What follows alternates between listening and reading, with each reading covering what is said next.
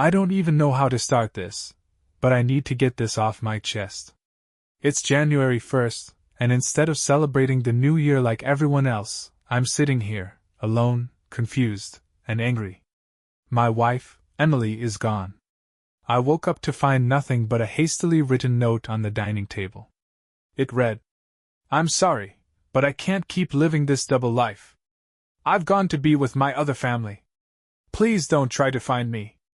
I sat there, staring at those words, my brain refusing to process them.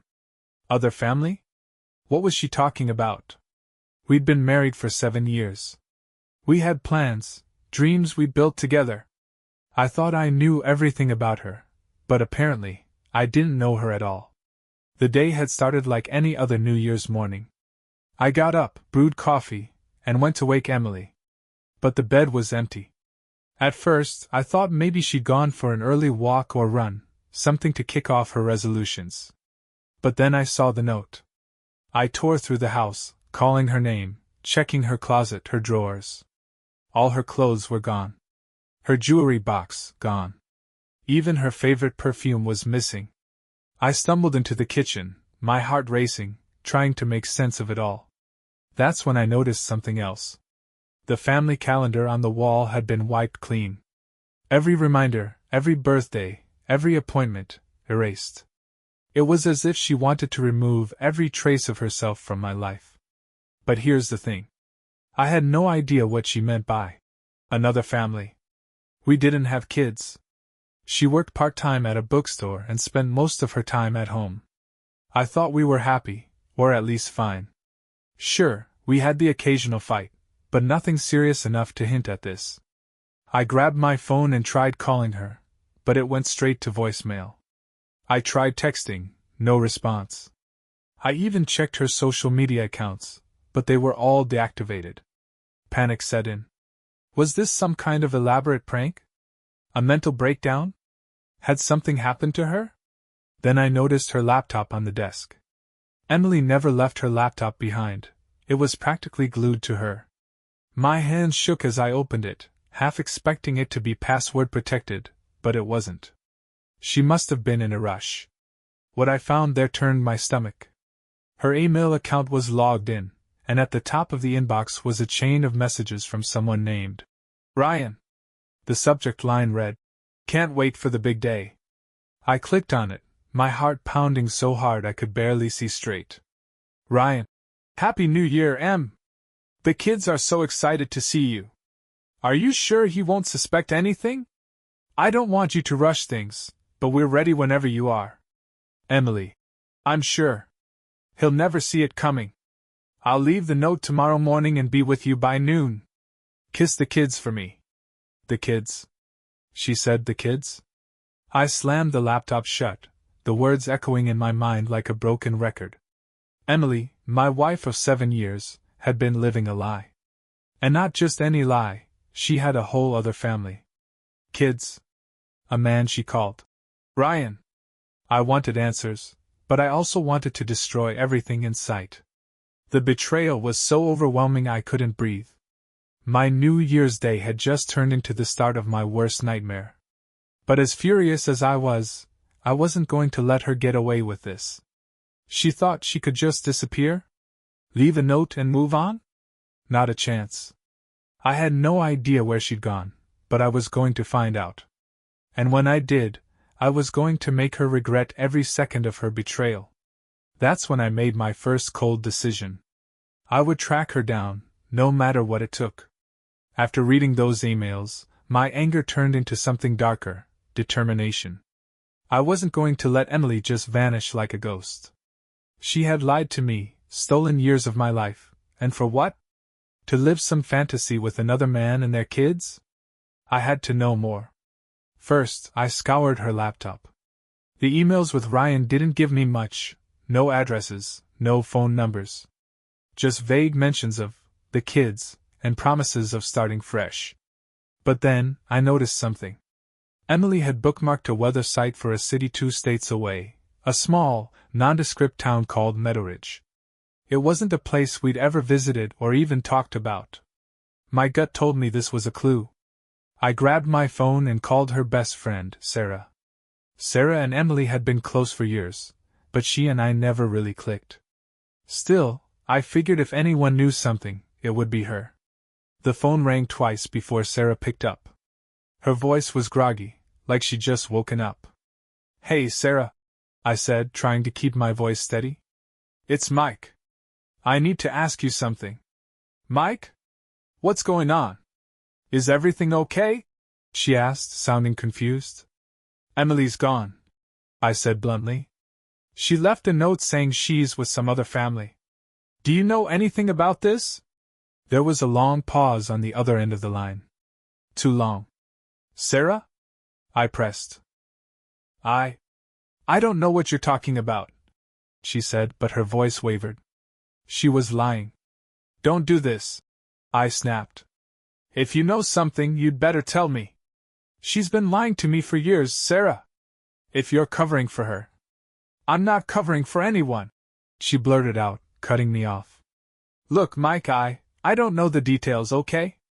Emily, she wasn't happy. She told me she needed space, that you two weren't working out." "Not working out?" I repeated, my voice rising. "We were fine. At least I thought we were. Did she ever mention this other family? A guy named Ryan?" Sarah hesitated again, and that hesitation told me everything I needed to know. "I can't do this," she said finally. "I'm sorry, Mike." And then she hung up. I stood there, gripping my phone so hard my knuckles turned white.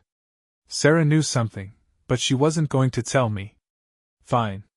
I didn't need her help. The next step was obvious: Meadowridge. If Emily thought she could disappear into some small-town fantasy, she was dead wrong. I packed a bag, grabbed her laptop for clues, and got in my car. I didn't even bother telling anyone where I was going. I needed answers, and I wasn't waiting around to get them. The drive was long, giving me too much time to think. Memories of our life together kept flashing in my mind: holidays, vacations, lazy Sundays on the couch. All of it felt fake now, tainted by her betrayal. How long had she been lying to me? How could I have been so blind? When I finally reached Meadowridge, the town was exactly what I'd imagined: quiet, quaint, and completely unremarkable. It was the kind of place where everyone knew each other, and newcomers stood out like sore thumbs. Perfect for someone trying to hide. I checked into a dingy motel on the outskirts of town, and immediately started digging. Emily's laptop was my best lead, so I spent hours combing through it, looking for anything that could point me in the right direction. And then I found it, a photo buried deep in her files. It was a family picture. Emily, standing next to a man I assumed was Ryan, with 2 kids, 1 boy, 1 girl, grinning up at the camera. My stomach churned as I stared at the image. She looked so happy. Happier than I'd ever seen her. But something about the photo caught my attention. The boy, who couldn't have been older than 5, had a familiar birthmark on his cheek, a small, crescent-shaped mark. My blood ran cold. I'd seen that birthmark before. On Emily's brother. It was genetic. That boy wasn't just some stranger's kid. He was Emily's son. Her real son. That's when the timeline started to click. If the boy was 5, then Emily must have been pregnant when we were married. She had hidden a pregnancy from me, given birth to this child, and somehow kept it all a secret. But how? How could she have pulled this off without me noticing? The more I thought about it, the more everything started to unravel. Those business trips she used to take, the times she'd come home late without explanation, the sudden weekends with her mom. All lies. I didn't sleep that night. I couldn't. The anger was eating me alive, but so was the confusion. What kind of person lives a double life like this? And what was I going to do now that I knew the truth? The next morning, I decided to take a walk around town, hoping to clear my head. That's when I saw her. Emily. She was walking out of a small grocery store, holding hands with a little girl, the girl from the photo. She didn't see me, but I froze in place, my heart hammering in my chest. There she was, the woman I'd spent 7 years of my life with, laughing and smiling as if I didn't exist. I followed her from a distance, keeping to the shadows. She led the girl to a small house at the end of a quiet street. Ryan was there, waiting on the porch, his arms open wide. Emily ran to him, and they embraced like a perfect little family. That was when I knew what I had to do. I stood there, frozen in place, watching my wife, play house with another man and their children. My stomach churned, and my fists clenched at my sides. I wanted to march up to her, demand answers, and shatter the perfect little world she had built on lies. But something held me back. I needed more information. I couldn't just barge in without knowing the full story. I needed to understand how deep this betrayal went, and why she had done it. I waited until nightfall. The house was quiet, the lights dimmed, and the little family presumably asleep. I parked my car a block away and crept closer, my heart pounding in my chest. I wasn't proud of what I was about to do, but I didn't care. I had a right to the truth. The back door was unlocked, a mistake they would regret.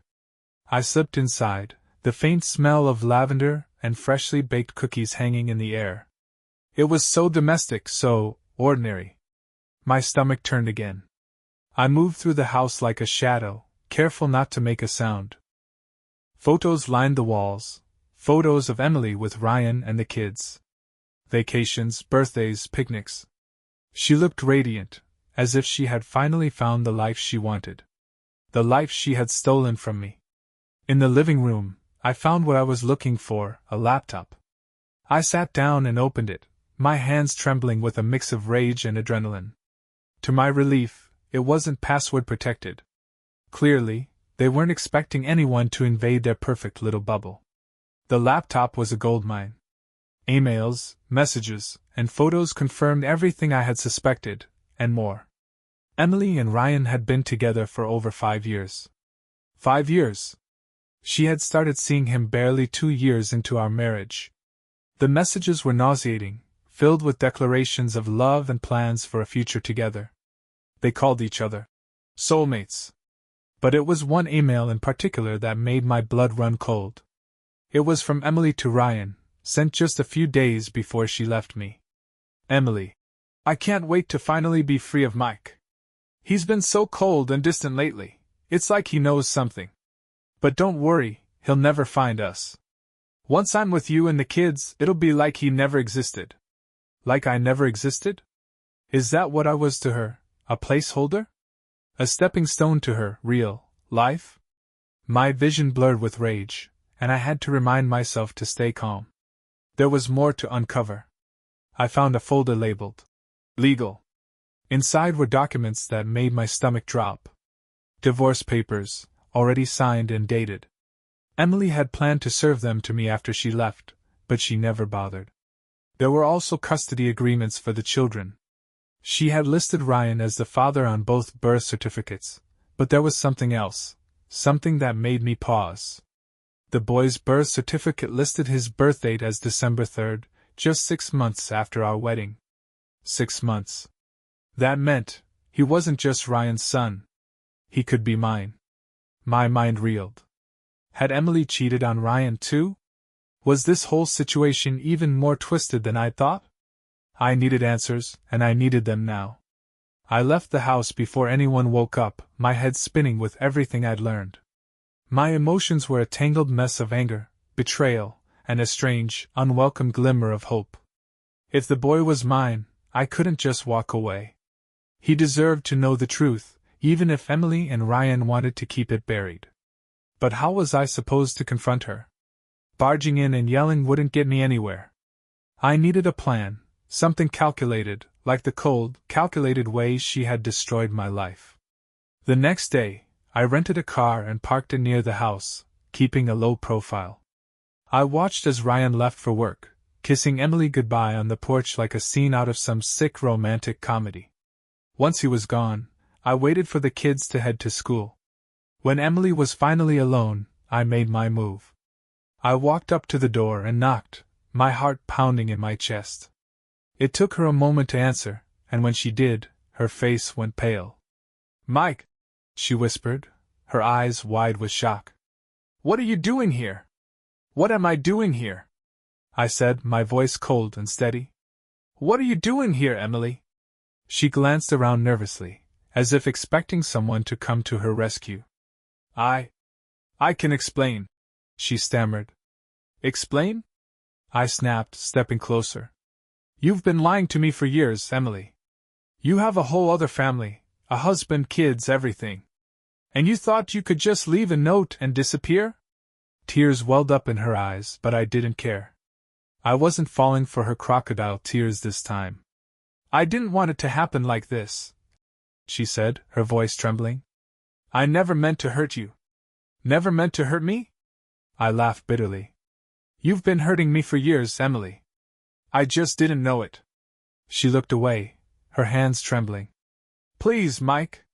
Let me explain everything." And that's when she dropped the first bombshell. "Ryan doesn't know about us," she admitted.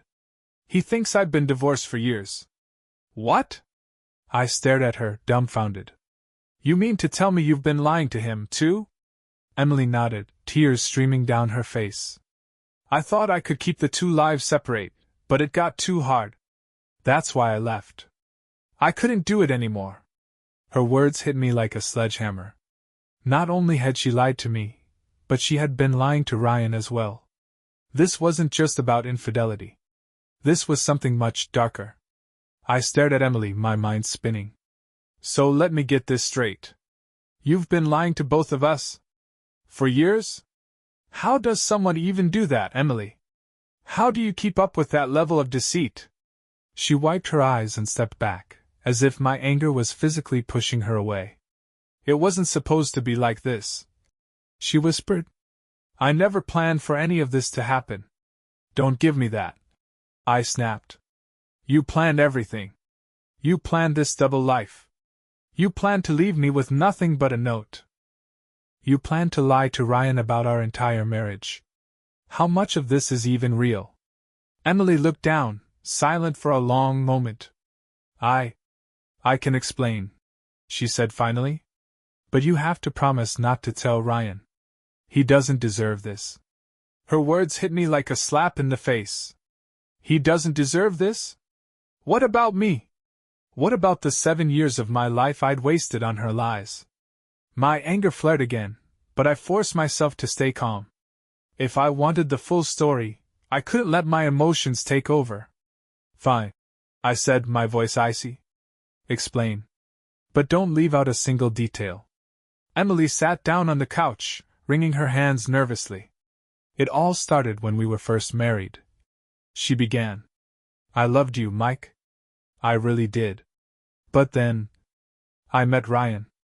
I clenched my fists, barely resisting the urge to interrupt. She noticed and hesitated before continuing. "We met at a work conference," she said. "It was only supposed to be a fling, a one-time thing. But then I found out I was pregnant." My heart sank. "So the boy. He's Ryan's," she said, cutting me off. I didn't know what to do. I was terrified. I didn't want to ruin our marriage, but I couldn't give him up either. So I lied. "I told you I was visiting family, but I was really staying with Ryan." That's when I had the baby. I felt like the air had been sucked out of the room. She had given birth to another man's child, while married to me, and kept it a secret for years. "And the girl?" I asked, my voice barely above a whisper. "She's his too," Emily admitted. "I stayed with him for a while after she was born, but I always came back to you. I tried to keep both lives separate. I thought I could make it work." I couldn't believe what I was hearing. "You thought you could make it work?" I repeated, my voice rising. "You were living a double life, Emily. Did you think I wouldn't notice? Did you think you could keep this up forever?" "I didn't know what else to do," she cried. "I was trapped. I loved both of you, and I didn't want to lose either of you." Her words only made me angrier. "That's not love, Emily. That's selfishness. You didn't care about anyone but yourself." She flinched but didn't argue. Instead, she looked at me with pleading eyes. "Please, Mike. I'm sorry. I know I've hurt you, but I need your help. If Ryan finds out about us, he'll take the kids. He'll take everything. Her audacity was staggering. After everything she had done, she was asking me for help? I stood there, staring at her, my mind racing. Part of me wanted to walk out the door and never look back. But another part, the part that couldn't let go of 7 years of memories, wanted to know what she was hiding. What aren't you telling me? I asked finally. There's more to this, isn't there? Emily hesitated, her eyes darting toward the front door as if she were afraid someone might walk in. There is, she admitted. But you're not going to like it. Just tell me, I said through gritted teeth. She took a deep breath. Ryan doesn't know the kids aren't his. The room went silent. For a moment I thought I had misheard her. What did you just say? She looked at me, tears streaming down her face. The kids, they're not Ryan's either. They're yours, Mike? Her words hit me like a freight train. My knees nearly buckled, and I had to grab the back of a chair to steady myself. You're lying, I said, my voice shaking. This is just another one of your games. It's not, Emily insisted. I swear, Mike. I was too scared to tell you the truth. I thought you'd leave me. I thought Ryan would leave me. So I lied. I told him they were his because it was easier that way. Easier for you, I said, my voice dripping with venom. Not for me. Not for those kids. Do they even know who their real father is? Emily shook her head. They don't know anything. They think Ryan's their dad. Please, Mike. You can't tell him. If he finds out, he'll destroy me. I couldn't take it anymore. I turned and stormed out of the house, slamming the door behind me. I needed air, space, anything to escape the suffocating weight of her lies. As I drove back to my motel, my mind raced with questions. If the kids were mine, what did that mean? Could I trust anything Emily said, or was this just another layer of her deception? And what was I supposed to do now? One thing was certain, I couldn't walk away. Not now. Not when there was a chance those kids were mine. But I wasn't going to let Emily control the narrative anymore. If she thought I'd roll over and play along with her twisted game, she had another thing coming. I barely slept that night. Every time I closed my eyes I saw Emily's face, her tearful confession echoing in my mind. The kids, they're yours, Mike? It felt like a trap, a new lie designed to keep me from walking away. But what if it wasn't? What if she was telling the truth? I had to know for sure. The next morning, I went to the local pharmacy and picked up 2 DNA test kits. They weren't as reliable as a full lab test, but they'd give me a starting point. The tricky part was getting samples from the kids without raising suspicion. I needed a way in. I parked near the house and waited. Around noon, Ryan left again, probably for work. Emily stayed behind, playing with the kids in the backyard. I watched from a distance, feeling like some kind of stalker. But this wasn't about spying, it was about finding the truth. When Emily went inside to grab something, I made my move. I walked up to the fence and called out to the kids. The boy, Liam, looked up first. He had my eyes. It was uncanny, and it made my chest tighten. Hi there, I said, forcing a smile. Is your mom around? Liam shook his head. She went inside. Who are you? I hesitated. What could I say? I'm an old friend, I said finally. Just visiting. The little girl, Ella, ran up next to her brother, clutching a juice box. She was the spitting image of Emily, but there was something about her smile, something that reminded me of my own mother. Do you guys mind if I sit with you for a minute? I asked. They both shrugged, clearly unfazed. Kids are surprisingly trusting, which made this whole situation feel even worse. As we chatted, I managed to grab a few stray hairs from each of them, discreetly placing them into the test kit envelopes I'd hidden in my jacket. I left as quickly as I'd come, my heart racing. By the time I got back to the motel, I was already regretting what I'd done. Sneaking around like this felt wrong, but I had no other choice. I mailed the test kits that afternoon, paying extra for expedited results. Now, All I could do was wait. The next few days were a blur. I avoided Emily, not ready to confront her again. Instead, I focused on piecing together the timeline. I went back through her emails, her photos, anything that might help me understand how she had kept this secret for so long. The deeper I dug, the more questions I had. There were inconsistencies in her story, gaps in the timeline that didn't add up. For example, there were entire months where she claimed to be with Ryan, but no photos or messages to back it up. Where had she been during those times? By the fourth day, the DNA results arrived. My hand shook as I opened the envelope, the weight of the truth pressing down on me. The results were clear. Liam and Ella were both mine. I stared at the paper, my emotions swinging wildly between anger, relief, and disbelief. Emily hadn't been lying, at least, not about this. But that only raised more questions. If the kids were mine, why had she lied to Ryan? And why had she kept me in the dark for so long? I couldn't let this go unanswered. I drove straight to the house, my anger boiling over. Emily opened the door before I could knock, her face pale as she saw the envelope in my hand. "Mike," she said, her voice trembling. "What are you?" "They're mine," I interrupted, holding up the DNA results. "Liam and Ella. They're my kids, Emily. Not Ryan's." She looked away, tears welling up in her eyes. "I know," she whispered. "Then why?" I demanded. "Why did you lie? Why did you let me believe I was nothing to you while raising my kids with another man?"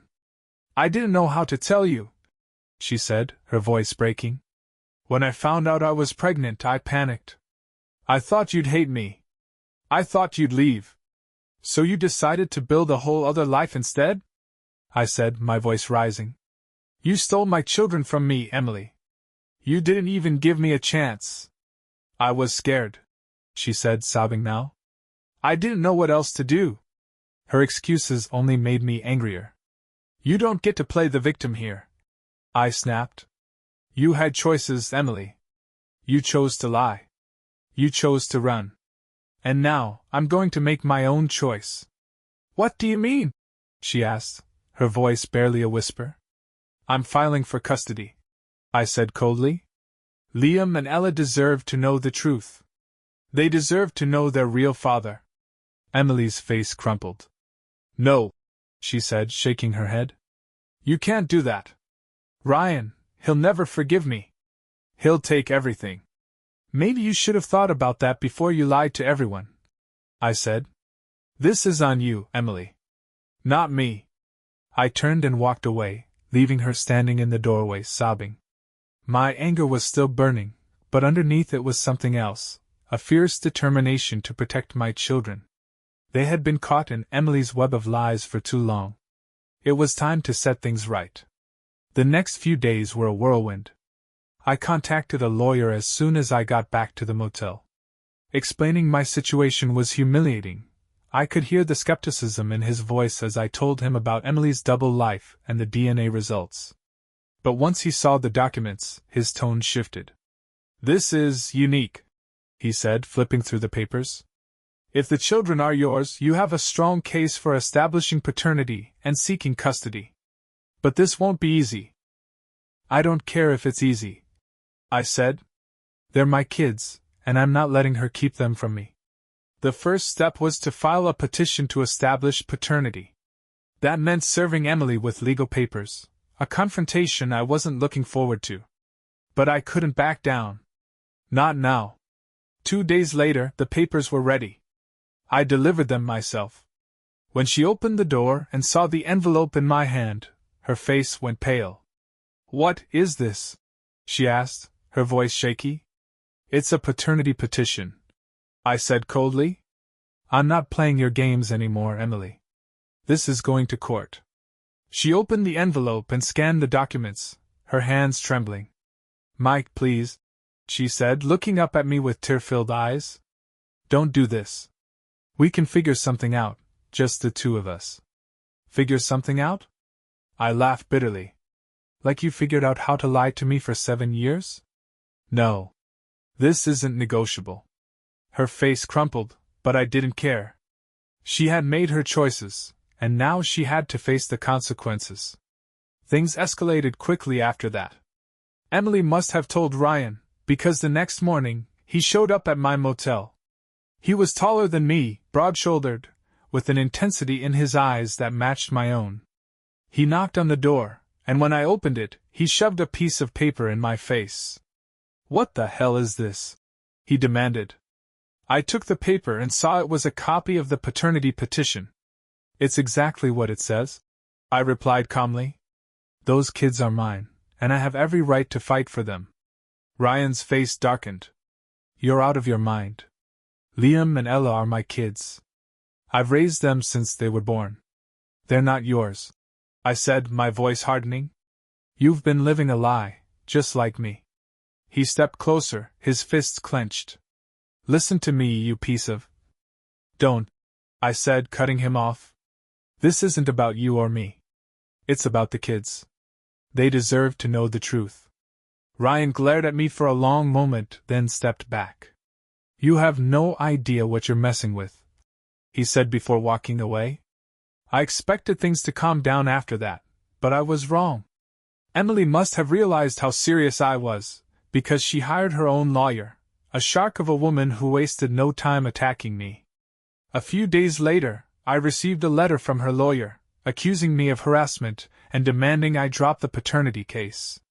The letter was full of exaggerations and outright lies, painting me as an unstable ex-husband who was trying to ruin Emily's life out of spite. It didn't work. My lawyer filed a response, attaching the DNA results and laying out the facts. The court set a hearing date for 2 weeks later. The waiting was agonizing. I spent every day going over the evidence, preparing myself for the battle ahead. I knew Emily and her lawyer would try to discredit me, but I wasn't going to let them win. This wasn't just about me anymore, it was about Liam and Ella. The night before the hearing, I couldn't sleep. My mind was racing with worst-case scenarios. What if the court sided with Emily? What if they decided it was better for the kids to stay with the only family they'd ever known? The thought of losing them, of never getting to be their father, was unbearable. The hearing was tense from the start. Emily and Ryan sat on one side of the courtroom, while I sat on the other. My lawyer presented the DNA results first, followed by a timeline of Emily's deception. Emily's lawyer tried to argue that I had abandoned the kids by not being involved in their lives, but my lawyer countered with evidence that I hadn't even known they existed. The judge asked Emily several pointed questions about her actions, and I could see her squirming under the pressure. Ryan sat stiffly beside her, his jaw clenched, refusing to look at me. Then the judge turned to me. "Mr. Carson, why do you believe it's in the children's best interest for you to establish paternity and seek custody?" I took a deep breath and stood. "Because they deserve the truth," I said. "They deserve to know who their real father is. I didn't ask for this situation, but now that I know the truth, I can't walk away. I love those kids, even if they don't know me yet.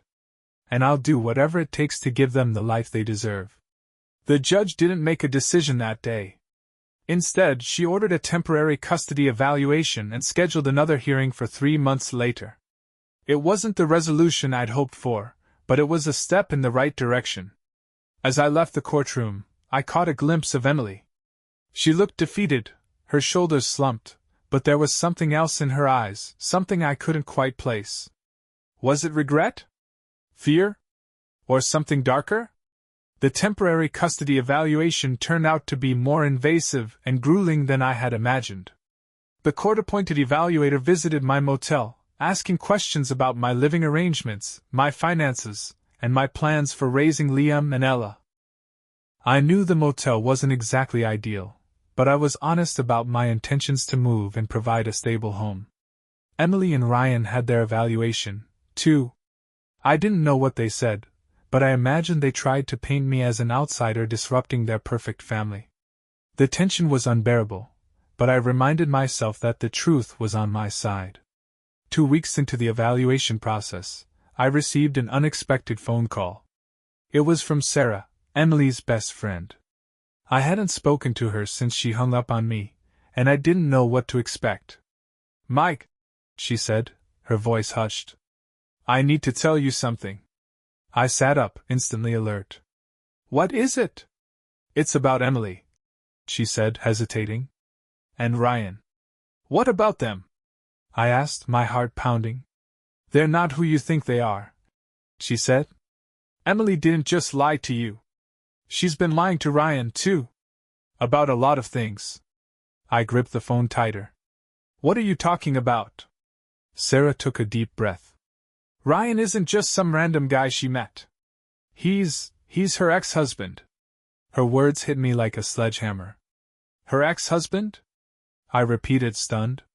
You're telling me she was married to Ryan before she married me? Yes, Sarah said. They got divorced years ago, but she never really let him go. She kept going back to him, even after she married you. That's how all of this started. I couldn't believe what I was hearing. Why are you telling me this now? Because I can't keep covering for her, Sarah said, her voice breaking. She's manipulated everyone, me, you, Ryan. And those kids, they deserve better. I thanked her and hung up, my mind reeling. Emily had been married to Ryan first. That meant their entire relationship had been built on lies, just like ours. And yet, she had managed to convince both of us that we were the only ones in her life. I confronted Emily the next day. I didn't bother calling ahead. I showed up at the house unannounced. She opened the door, her face pale when she saw me. We need to talk, I said, pushing past her into the living room. What are you doing here? She hissed, glancing nervously toward the back of the house. I know everything, I said, my voice cold. I know about you and Ryan. I know he's your ex-husband.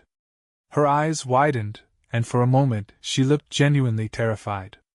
Who told you that? She demanded. It doesn't matter, I said. What matters is that you've been lying to everyone. How much of this is even real, Emily? Are you addicted to lying, or do you just enjoy ruining people's lives? She looked away, her hands trembling. I never meant for it to get this far, she said. I thought I could make it work. I thought I could keep everyone happy. Everyone but me, I said bitterly. And now you're dragging those kids into your mess. They deserve better. As we argued, the door opened, and Ryan walked in. His eyes narrowed when he saw me. What's going on here? He demanded. Emily froze, her face paling even further. Mike was just leaving, she said quickly. No, I said, standing my ground. I'm not going anywhere. Ryan, you deserve to know the truth. What truth? Ryan asked, his voice sharp. I turned to him, my heart pounding. Emily's been lying to you. She told me Liam and Ella were yours, but they're not. They're mine. I have DNA tests to prove it. Ryan's face twisted in confusion, then anger. What are you talking about? Emily stepped between us, her voice frantic. Mike, stop. Please, don't do this. Why not? I snapped. Because he might finally see you for who you really are? Ryan stared at Emily, his expression darkening. Is he telling the truth? He asked. Emily's silence was all the answer he needed. Ryan's reaction was explosive. He yelled, demanding answers, while Emily tried to calm him down. I stood there, watching as the life she had built crumbled before her eyes. It should have felt satisfying, but all I felt was sadness for the kids. They didn't deserve this chaos. Finally, Ryan turned to me. We need to figure this out, he said, his voice tight. For the kids. But first, I want her out of this house. Emily's jaw dropped. Ryan, no! You can't do this! You did this to yourself, he said coldly. Emily stormed out, leaving Ryan and me alone in the living room. We sat in tense silence for a moment before he spoke. I don't know what to believe anymore, he admitted. But if those kids are yours, you have a right to be in their lives. It was a small victory, but it felt like a turning point. For the first time, I wasn't fighting this battle alone. Emily's departure from Ryan's house wasn't the dramatic resolution I thought it might be. It was only the beginning of a storm brewing on all fronts. She left, her face flushed with anger and embarrassment, but the aftermath was chaotic. Ryan, now just as betrayed as I had been, wasn't taking things lightly. For the first time, we had common ground. We were both victims of Emily's web of lies. The next few days were a whirlwind. Ryan and I agreed to cooperate for the sake of the children. Despite everything, he had raised Liam and Ella as his own, and I could see how much he cared for them. That complicated things. I wasn't just fighting Emily anymore. I was also facing the reality that Ryan had been the only father they'd ever known. We both decided to sit down with a family counselor to figure out the next steps. Neither of us wanted to blindside the kids with the truth, but it was clear we couldn't keep them in the dark forever. The counselor, a soft-spoken woman named Dr. Harper, asked us both to share our sides of the story. Ryan went first, describing his years with Emily, how he'd fallen for her all over again after their divorce, and how devastated he was to learn the children weren't his. His voice cracked when he said, "I love those kids. They're my world."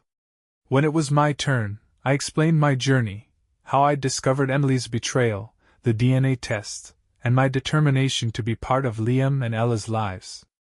"I've missed so much already," I said. "I just want the chance to be their father." Dr. Harper nodded thoughtfully. "It's clear both of you care deeply about these children," she said. "But they're still very young.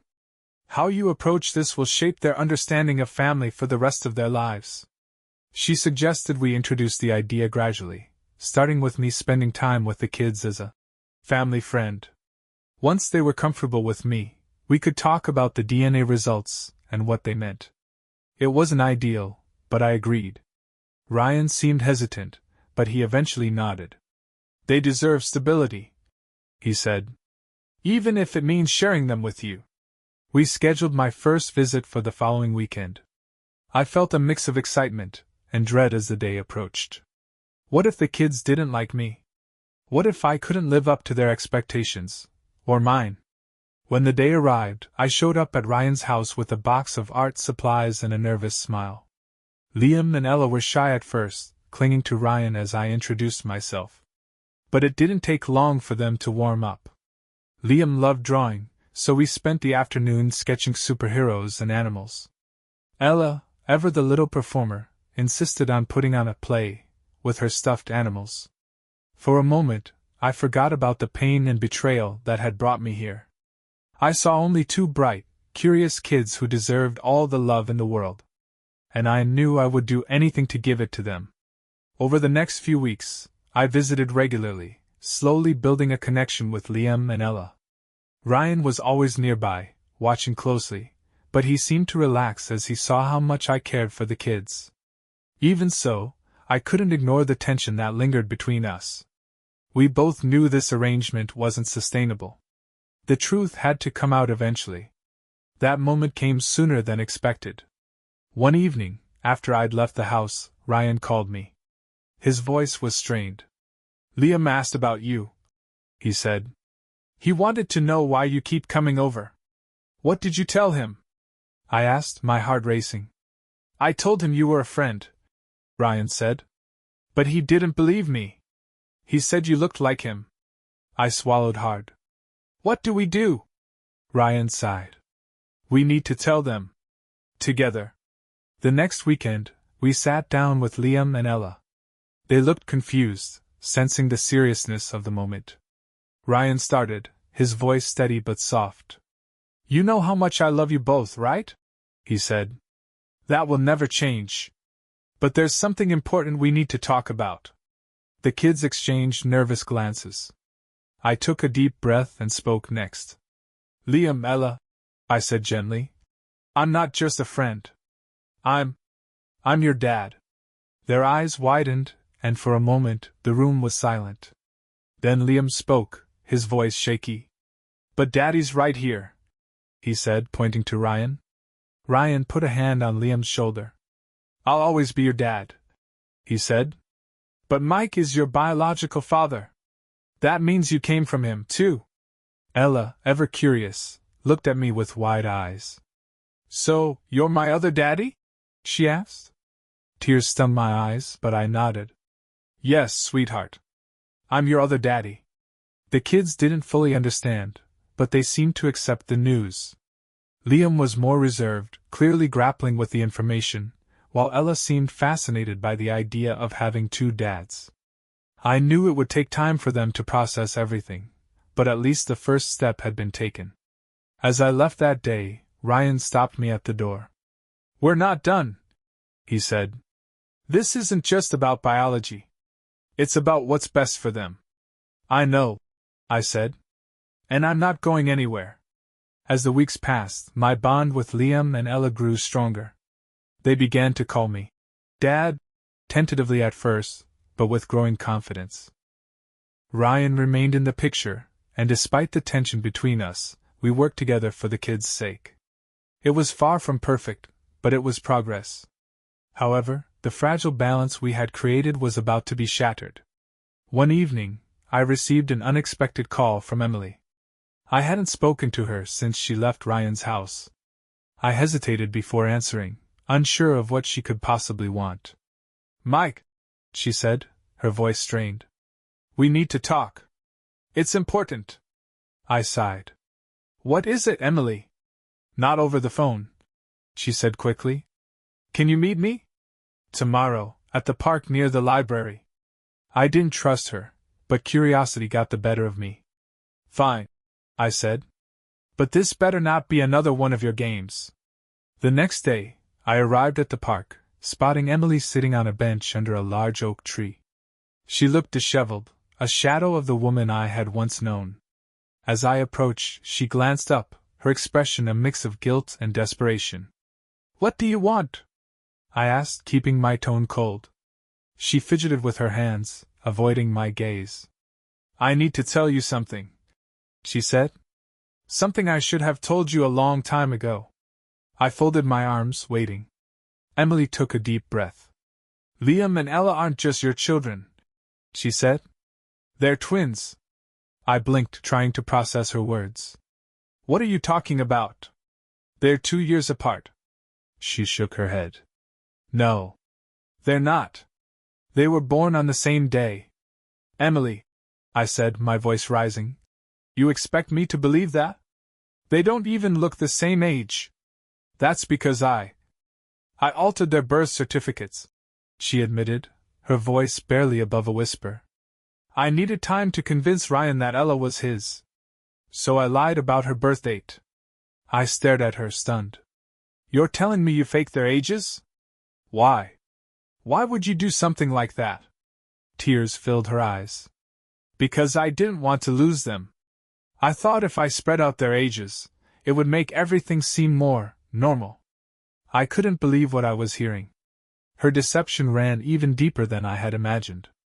"Do the kids know?" I asked, my voice cold. "No," she said quickly. "They don't know anything. I was trying to protect them." "Protect them?" I scoffed. "You mean protect yourself?" The revelation left me reeling. Twins. That meant Liam and Ella had spent their entire lives believing they were siblings of different ages, when in reality, they had been born just minutes apart.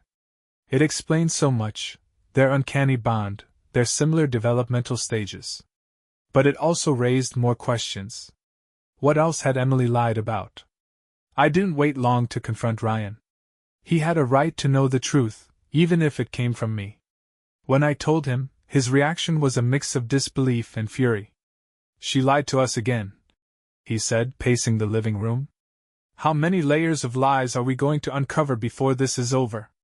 "I don't know," I admitted. "But the kids deserve to know the truth. All of it." Ryan nodded reluctantly. "We tell them together. No more secrets." The conversation with Liam and Ella was even harder than the first. They sat on the couch, wide-eyed and confused as we explained that they were twins, not siblings of different ages. Liam seemed more shaken, while Ella took it in stride, giggling at the idea that they had shared a womb. "So we're the same age?" Liam asked, his brow furrowed. "Yes," I said gently. "You were born on the same day. We didn't tell you before because some things got complicated. But we're telling you now because we love you." Ella grinned and nudged her brother. See? I told you we're alike. Liam managed a small smile, but I could see the confusion and hurt in his eyes. I knew it would take time for him to process everything. Later that night, Ryan and I sat in the kitchen, the tension between us heavier than ever. What's next? He asked, his voice weary. I didn't have an answer. Emily's lies had torn apart so many lives, and I wasn't sure how to move forward. But one thing was clear, Liam and Ella were my priority now. Whatever it took, I would fight for them. As I left the house, my phone buzzed with a text from an unknown number. The message was simple but chilling. You don't know the whole story. Meet me tomorrow at the diner on Main Street. Come alone. I stared at the screen, my heart racing. Who had sent the message? And what could they possibly know? The next morning, I arrived at the diner on Main Street, my mind racing with possibilities. The cryptic message had been eating at me all night. Who had sent it? What could they know that I didn't already? I walked inside, scanning the booths. A figure in the far corner raised a hand, signaling me over. As I approached, my heart skipped a beat. It was Sarah, Emily's best friend. She looked uneasy, her hands wrapped tightly around a steaming cup of coffee. Sarah, I said, sliding into the booth across from her. You sent the message? She nodded, glancing around nervously. I didn't know how else to reach you. What's going on? I asked. What don't I know? She hesitated, her eyes darting to the window as if someone might be watching. Emily's been keeping another secret, she said finally. One that could change everything. I leaned forward, my pulse quickening. What kind of secret? Sarah took a deep breath. You weren't the only one Emily was lying to. Ryan wasn't either. There's a third man. I stared at her, stunned. A third man? What are you talking about? She nodded solemnly. Emily was involved with someone else before she met either of you. His name was Alex. He left town years ago, but I recently found out he came back. And what does that have to do with me? I asked, my voice rising. Sarah hesitated, then reached into her bag and pulled out an envelope. I didn't want to believe it at first, but you need to see this. I opened the envelope with trembling hands. Inside were photos, Emily with a man I assumed was Alex, along with Liam and Ella. The pictures looked recent, taken within the past year. She's been seeing him, Sarah said quietly. And from what I've heard, she's been telling him the kids are his. My head spun. The lies kept piling up, each one more twisted than the last. Why would she do this? I asked, my voice barely above a whisper. Emily's always been unstable, Sarah said, her tone apologetic. She's desperate to keep control of the people in her life. She thrives on the chaos. I clenched my fists, trying to contain my anger. So what am I supposed to do with this? Confront her? Confront him? Sarah shook her head. I don't know. I just thought you deserved to know the truth. I left the diner in a daze, my mind racing with questions. Who was Alex? Did he know about me and Ryan? And what did Emily think she was accomplishing by dragging yet another man into her twisted web? I decided I couldn't wait. I had to confront Emily one last time. When I arrived at her apartment, I pounded on the door until she opened it. She looked startled, her face pale as she saw the anger in my eyes. Mike, she said, her voice trembling. What are you doing here? We need to talk, I said, stepping inside without waiting for an invitation. I threw the envelope of photos onto the table. Who is Alex? Emily's face went even paler. She opened her mouth to speak, but no words came out. Don't even try to lie, I snapped. Sarah told me everything. You've been seeing him, haven't you? And telling him the kids are his? Emily sank into a chair, her hands covering her face. I didn't know what else to do, she said, her voice muffled. I was scared, Mike. Scared of losing everything. You've already lost everything, I shouted. How many more lives are you going to destroy before you're satisfied? She looked up at me, tears streaming down her face. I never meant to hurt anyone, she whispered. I didn't know how to stop. Her excuses no longer held any weight. The damage was done, and no amount of tears could undo it. I turned to leave, but her voice stopped me. Mike, wait, she said. There's one more thing. I froze, dread creeping over me. What now? She hesitated, then said, Liam and Ella, they might not be yours. The air left my lungs. What? I whispered, barely able to speak. I don't know for sure, she admitted. I lied on the DNA tests. I didn't want you to walk away, so I made it look like you were their father. Rage boiled inside me, and I had to force myself to stay calm.